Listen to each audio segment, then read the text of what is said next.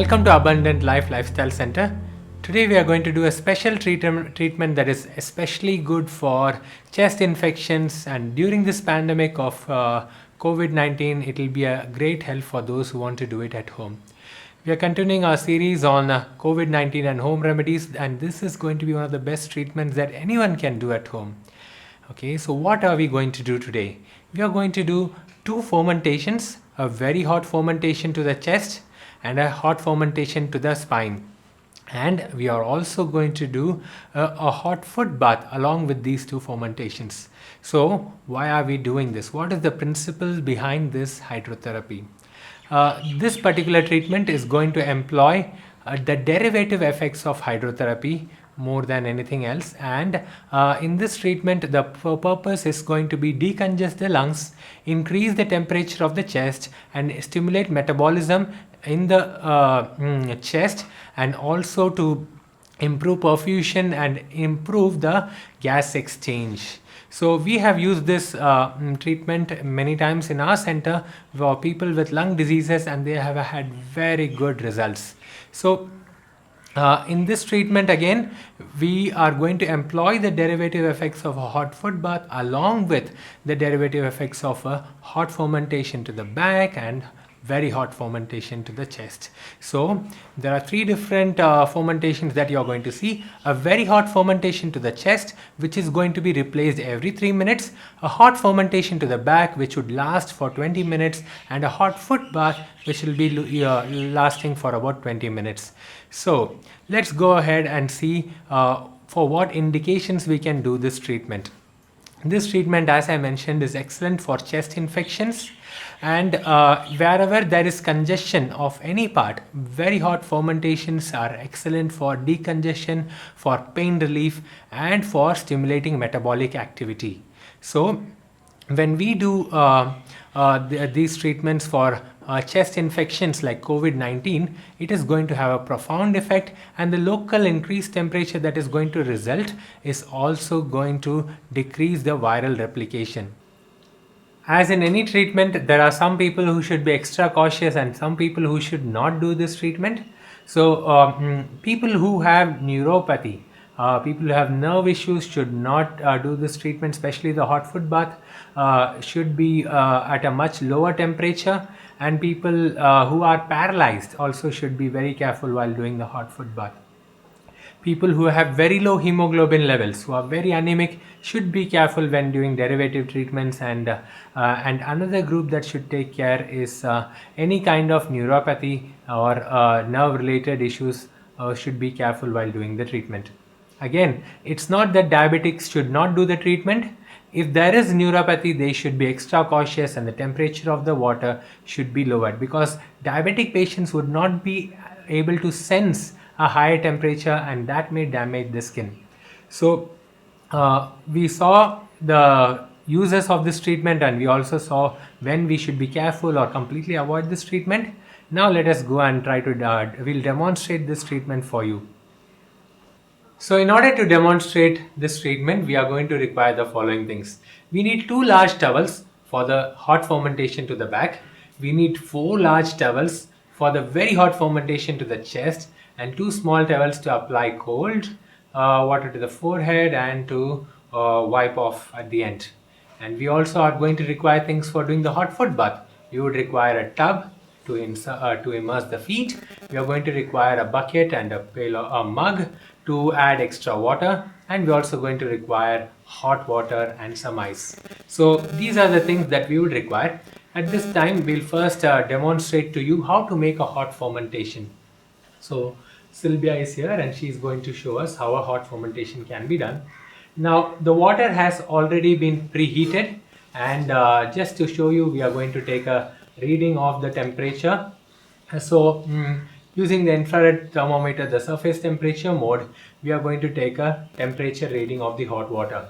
So as I said, there are different levels of temperature. So this is 166 degree Fahrenheit, which is in the range of very hot, But when we take the fomentation and we apply, then the temperature of the fomentation would be little lesser.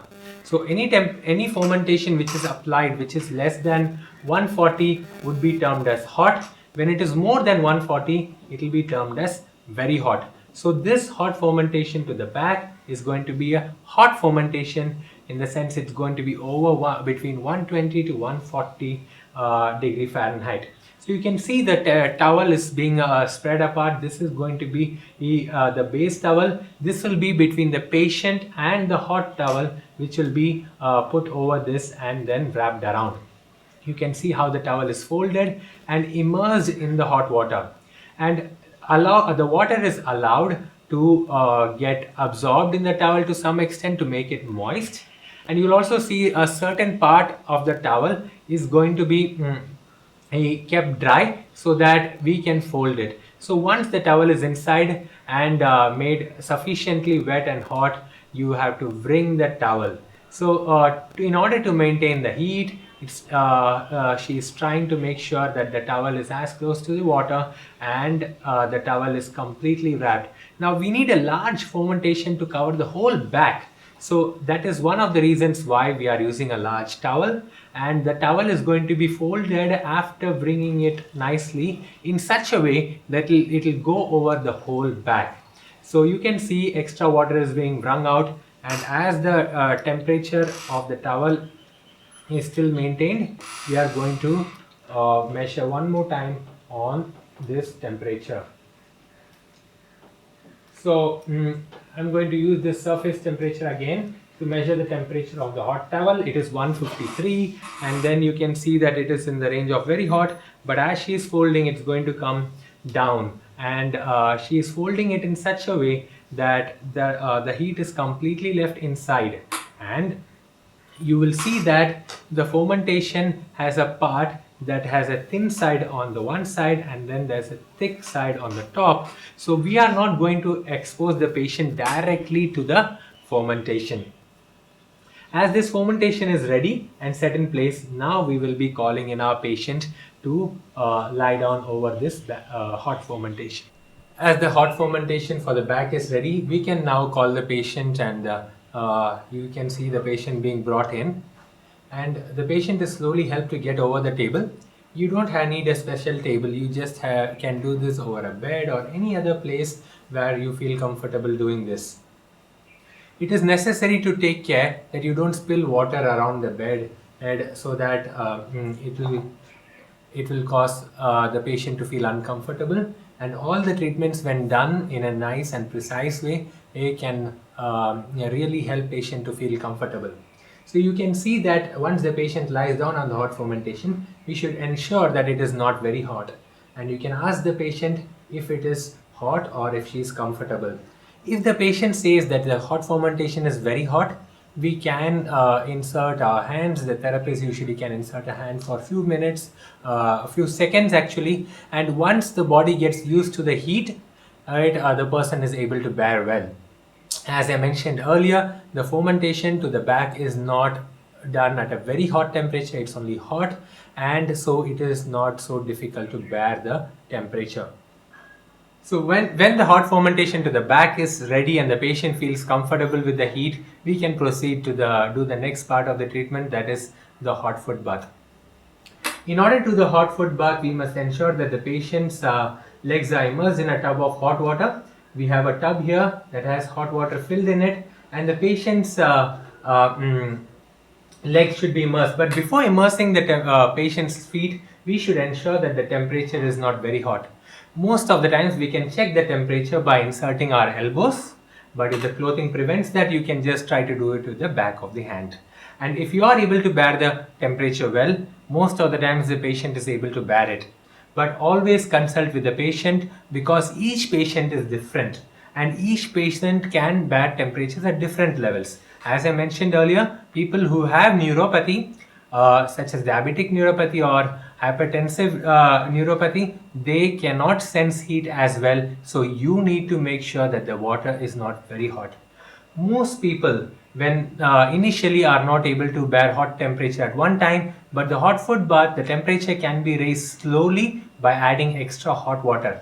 And you must also remember that while the patient's feet are being immersed, the patient should be feeling comfortable to completely immerse it. If the patient is not immersing, try to reduce the water temperature by adding some normal water to it. So with the hot tub ready for doing the hot foot bath, the patient's feet are exposed, and it is necessary to immerse till the ankles at least. The more you immerse, the better it is. And it depends a lot on the size of the tub and the patient's comfort level. Once the feet are exposed, the patient's feet can be raised and immersed into the hot water. You can see how the patient's feet are raised and the therapist's hands are actually below the patient's feet while it is being immersed. The water is not very hot. When the therapist's hands are below the feet, the patient feels comfortable and confident even when it is raised. So we need to raise the temperature as hot as can be borne by the patient. So we put in some extra hot water that we have, and while putting the hot water, the patient's feet are raised again so that you don't actually burn the patient's feet. And afterwards the hot water is put away from the patient's feet, preferably with the therapist's hand between the patient's feet and the hot water. And when the hot water is put in, and slowly you can ask the patient if the patient feels comfortable.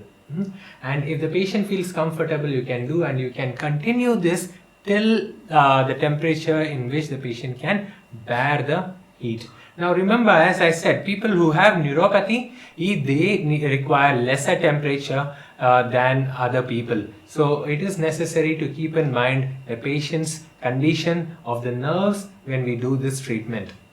Now, once the feet are immersed, it is necessary to cover the patient along with the water tub so that heat does not escape from the tub. Now, in this treatment, the hot foot bath, there is not only a derivative effect of diversion of blood flow to the lower body and the legs specifically, but also hot foot bath is going to help raise the core body temperature.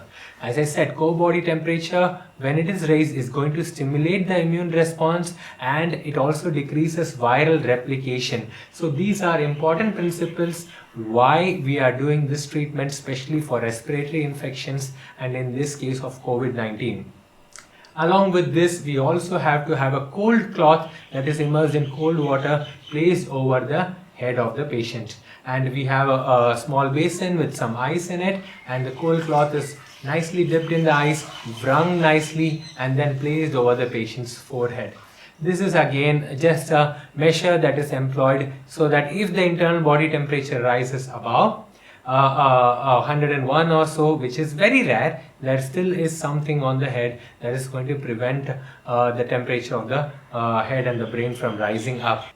Also, a cold cloth to the head prevents congestion of the head, because when we do a chest fomentation, it is possible that the blood supply to the head is also increased, and having a cold cloth to the head prevents this from happening. And so it is very important to keep the cold cloth over the head, and this cold cloth is again changed every 2 minutes.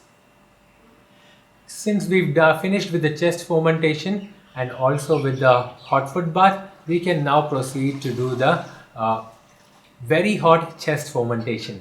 As the name suggests, the very hot chest fomentation requires water temperature that is very hot, that is between 140 degree Fahrenheit to 160 degree Fahrenheit, and this when applied over the chest has to be changed every 3 minutes. Why are we doing this?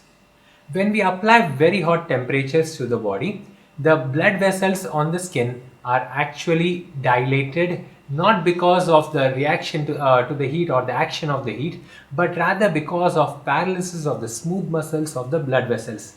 And this very hot temperature produces a much long-lasting effect of this dilatation of the blood vessels. So we are now getting ready the very hot fomentation, and as the water is being wrung out of the fomentation and being made, you must remember the method is the same as the one that was demonstrated for doing the fomentation to the back, but we need to do it quicker and a much higher temperature so that the heat still is very hot. I'm going to measure the temperature of water in the stove and you will see that the temperature of the water is at a very high level. It is over 150, and you could actually even go much higher than 150. You could go 160, 170, so that when the fermentation cloth is wrung out, it will be over 140 degrees Celsius. Now, a heat at this temperature is going to be little painful. The patient may experience a little bit of pain and may feel that it is very hot, but a little bit of hand kept over the between the body and the chest can prevent the patient from feeling very hot. You can see that the patient is reacting to this, but it is meant to be that way. It is meant to be that the fermentation is going to be very hot for desiring the best possible effects, and you can see that the patient is experiencing some pain and she is demonstrating pain, and we must encourage the patient. At the same time, make sure we are not burning the patient. A hand kept under the towels can be reassuring to the patient. So this fermentation would remain hot for about 3 minutes. Now, when you apply a fermentation, you should make sure that when it is more hot, you should not apply pressure from top, and this can increase the pain, the sensations. So it is just going to be left over there for 3 minutes, and as the patient shares some amount of pain or any other disturbances that the patient has, we are going to help ensure that the patient feels comfortable again. As the fermentation is being applied, we must remember the hot foot bath has to be maintained at a particular temperature, and as time progresses, the temperature inside of the water in the tub decreases. So we need to keep pouring a little bit of hot water. This can be done in the same way as done before. Hot water can be taken in a mug. The patient's feet has to be raised above and kept in a place where it is safe, and then water can be added. This is to ensure that the water temperature is maintained so that we get the desired results of the treatment. You can see the therapist's hand between the patient's feet and the leg, and an experienced therapist would be able to tell how much heat can be borne by a normal patient. Again, it is kept covered so that heat loss is minimized. Now this is continued for about 20 minutes. We never continue this treatment for more than half an hour. Okay. So because when we do that for more than half an hour, the inflammation in the chest would increase, and we don't want that to happen. Every 3 minutes the chest fermentation has to be changed, and before that we should also remember to change the cold cloth over the head. Now the cold cloth, every 2 minutes it has to be changed again. While the cold cloth is being changed, another chest fermentation can be prepared and kept ready for the next fermentation to be applied. You can see that it requires more than one person to do this treatment. Yes, you need more than one person, but it can be done even by one person when a person has been trained enough. When the treatment is in progress, we must keep three things in mind. Is the patient comfortable? Is the patient having any pain or anything over the back? Is the temperature of the fermentation maintained? Exactly after 3 minutes, we are going to apply another hot fermentation again. This is very hot, and the patient is going to express some pain, but it's not going to be as bad as what it was before. And as a therapist, we need to communicate with the patient for well enough so that the patient is prepared for the very hot fermentation. Repeated very hot fermentations ensure that the blood dilatation of the blood vessels on the skin of the chest, which is basically the skin blood vessels being enlarged, remains and stays for longer time. When this is continued for about 20 minutes, the effects of the fermentation last for 2 to 3 hours, and that is why we are doing this fermentation this way. So the fermentation to the chest is very hot and changed every 3 minutes. The hot foot bath has to be maintained at a particular temperature, and for that we add hot water frequently by checking the temperature of water in the tub. And the fermentation over the back stays for 20 minutes. It is a hot fermentation, and that has to be kept for 20 minutes and does not need changes.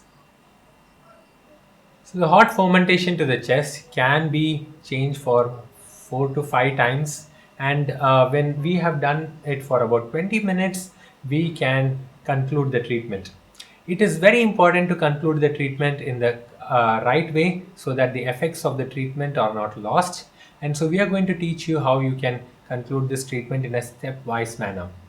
At first, we are going to take the patient's leg off from the foot bath, and you must remember that every hot fomentation or every hot treatment should always conclude with a cold application. Okay. So now you can see the patient's feet are raised and cold water is being poured over the part of the feet which was immersed in the hot water. This is done so that the temperature of the skin returns to normal, and it is done for about 30 seconds. If you do not have ice water, usually a normal tepid water, tap water, can be poured for about 1 minute. This time period of 30 seconds with cold water or 1 minute with tap water ensures in the return of the temperature back to the normal. Once this is done, the skin is wiped dry with a dry cloth. Now it is necessary to remember that we are not planning to induce a reaction. So we are not going to vigorously rub the feet dry. We are just going to wipe the feet dry. You can see the color changes in the leg. With the cold water, it again starts blanching. You can also see some redness from the hot water that was there. But these changes are normal. And just to demonstrate, I'm going to measure the surface temperature of the feet.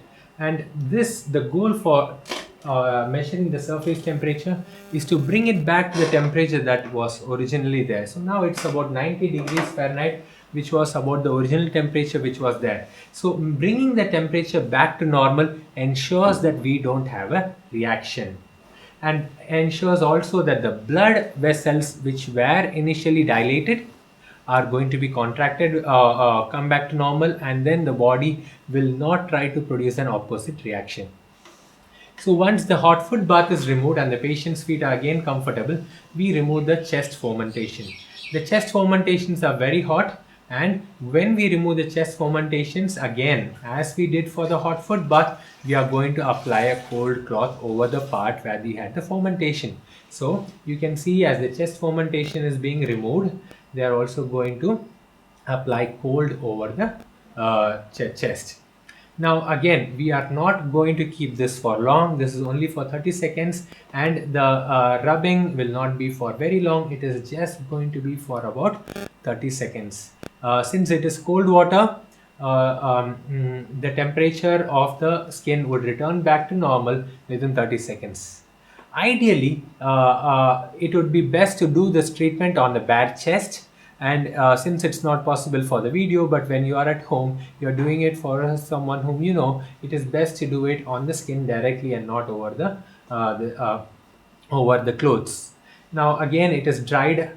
Ensure that you are not going to lose more heat, and a dry cloth can be used, or just to cover with a sheet as it is done here. Now when these two fomentations are removed, the chest, the fomentation to the back can also be removed. The patient is gently lifted up and the fomentation to the back is removed from its place, and the cold cloth is again wrung and used to wipe all over the back. And as I said, it is going to be wiped for about 30 seconds. Again, not vigorously, very slowly and gently, just to make sure that the skin temperature comes back to normal.